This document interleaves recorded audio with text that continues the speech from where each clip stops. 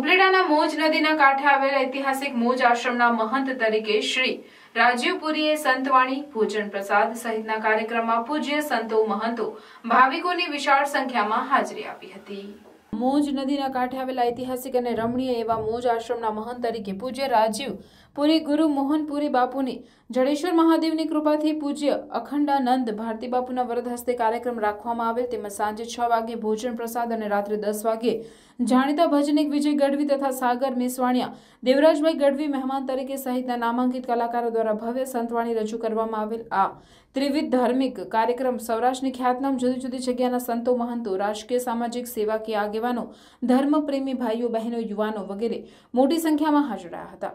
આ સેવાકીય કાર્યમાં ઉપલેટાની જનતા સંતવાણીના કાર્યક્રમ માણ્યો હતો। गरीब को अमीर सब है, दादा की